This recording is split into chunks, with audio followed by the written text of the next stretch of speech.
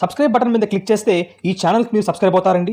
అలానే పక్కనే ఉన్న నోటిఫికేషన్ బెల్ ఐకాన్ని మీరు క్లిక్ చేస్తే ఎప్పటికప్పుడు నా వీడియోస్ మీకు అందుతాయండి. తెలుగు ప్రేక్షకులకు అలానే రైతు సోదరులకు నమస్కారాలు. నేను మీ ఆంధ్రప్రదేశ్ వెదర్మ్యాన్ సాయి ప్రణీత్ మాట్లాడుతున్నాను. ఈ వీడియోలో మనము ఆంధ్ర అలానే తెలంగాణ రాష్ట్రాల యొక్క ప్రస్తుత వాతావరణ పరిస్థితి, అలానే రాగల రోజుల్లో మనకు వర్షాలు ఏ విధంగా ఉండే అవకాశాలు ఉంటున్నాయి అన్న దాని గురించి మాట్లాడతాము. ముఖ్యంగా మనకు అకాల వర్షాలు వచ్చేసి బాగా బలపడే అవకాశాలు, బాగా స్ట్రెంథన్ అయ్యే అవకాశాలు రాగల రోజుల్లో మనకు కనిపిస్తుంది.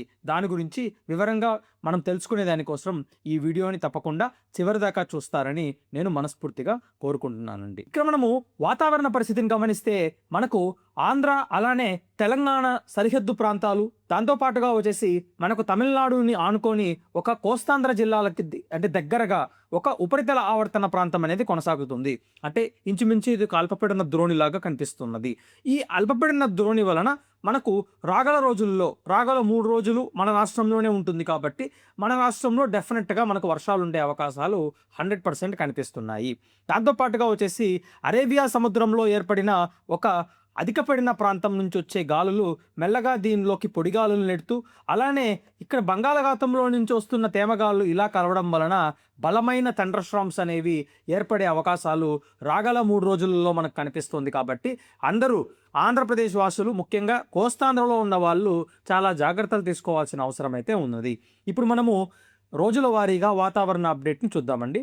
ముఖ్యంగా మనకు ఈరోజు అంటే 4th మే మనకు ఏ విధంగా వర్షాలు పడుతుంది అన్న దాని గురించి చూసినాము అంటే, ఈరోజు సాయంకాల సమయం అలానే రాత్రి సమయంతో పాటుగా రేపు తెల్లవారుజామున సమయంలో కూడా కొన్ని ప్రాంతాలలో వర్షాలు ఉంటుంది. ముఖ్యంగా మనకు కోస్తా భాగాలు అంటే తిరుపతి జిల్లా కావచ్చు, చిత్తూరు జిల్లాలోని పలు భాగాలు కావచ్చు, అలానే నెల్లూరు జిల్లాతో పాటుగా ప్రకాశం, గుంటూరు, విజయవాడ, దాంతోపాటుగా వచ్చేసి రాజమహేంద్రవరం అంటే ఈ ఏరియా మొత్తం రాజమహేంద్రవరము, కాకినాడ, అలానే అనకాపల్లి, వైజాగ్ నగర పరిసర ప్రాంతాలు, శ్రీకాకుళం జిల్లా, విజయనగరం జిల్లాలలో మనం వర్షాలు చూసే అవకాశాలు రాగల 24 గంటల్లో కనిపిస్తున్నాయి. దాంతోపాటుగా వచ్చేసి తెలంగాణ రాష్ట్రంలోని తూర్పు భాగాల్లో కూడా కొన్ని వర్షాలు ఉండే అవకాశాలు అయితే కనిపిస్తుంది. ముఖ్యంగా ఆంధ్రాకి దగ్గరగా ఉన్న ప్రాంతాలు ఖమ్మము, దాంతోపాటుగా భద్రాద్రి కొత్తగూడెము, అలానే వచ్చేసి మనకు ఆంధ్ర చాలా దగ్గరగా ఉన్న ప్రాంతాల్లో మాత్రం ఉరుములతో కూడిన వర్షాలు సాయంకాలం లేదా రాత్రి సమయాలలో ఉండే అవకాశాలు డెఫినెట్గా మనకు కనిపిస్తుంది. మిగిలిన పార్ట్స్లో రాయలసీమలో మాత్రం హీట్ వేవ్ ఉంటుంది. అలానే హైదరాబాద్తో పాటుగా లోపల ఉన్న తెలంగాణ ప్రాంతాల్లో కూడా వడగాల్పులు వీచే అవకాశాలు రాగల 24 గంటల్లో కనిపిస్తున్నాయి.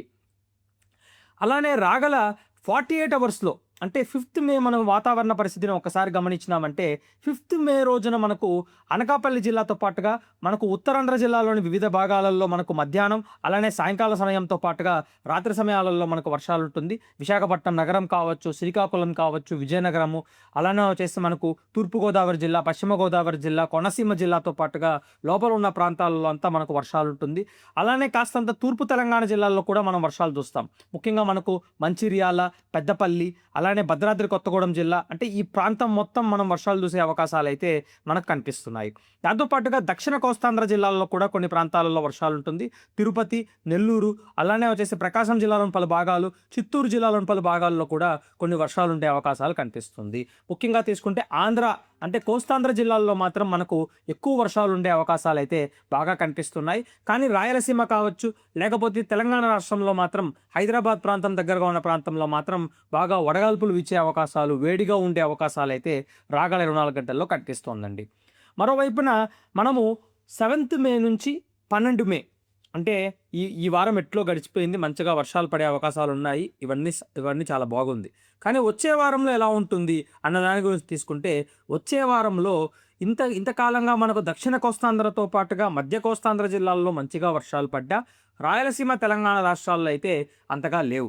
కాబట్టి 7th నుంచి 12th మేలో కొన్ని వర్షాలు రాయలసీమ జిల్లాల్లో కూడా పడే అవకాశాలు కనిపిస్తున్నాయి. ముఖ్యంగా అనంతపురము, సత్యసాయి, అన్నమయ్య, చిత్తూరు జిల్లాలోని పశ్చిమ భాగాలు, వైఎస్ఆర్ కడప, దాంతోపాటుగా వచ్చేసి నంద్యాల, కర్నూలు జిల్లాలతో పాటుగా ఉత్తరాంధ్ర జిల్లాల్లో కూడా అలానే గోదావరి జిల్లాల్లో కూడా వర్షాలు కొనసాగుతుంది. దాంతోపాటుగా తూర్పు తెలంగాణ జిల్లాల్లో కూడా సాధారణం కంటే కాస్తంత ఎక్కువగానే వర్షాలు పడుతుంది. కాబట్టి అకాల వర్షాలు అనేవి బాగా బలపెడుతున్నాయి కాబట్టి రైతులు ముఖ్యంగా పంట పొలాలను కాపాడుకోవడం అనేది చాలా ఉత్తమము. ముఖ్యంగా రాయలసీమ జిల్లాలోని తూర్పు భాగాలు కావచ్చు, దక్షిణ కోస్తాంధ్ర జిల్లాలు, మధ్య ఉత్తర కోస్తాంధ్ర జిల్లాల్లో రాగల రోజుల్లో వచ్చే అకాల వర్షాల తాకిడి నుంచి మిమ్మల్ని మీరు కాపాడుకుంటారని నేను మనస్ఫూర్తిగా కోరుకుంటున్నాను. దాంతోపాటుగా ఎండల తీవ్రత ప్రస్తుతానికైతే 10th మే వరకు ఎంత వర్షాలు పడ్డాయి దక్షిణ కోస్తాంధ్ర జిల్లాల్లో మాత్రం వచ్చే మరుసటి రోజులో మనకు ఎండల తీవ్రత బాగా ఎక్కువగా ఉంటుంది.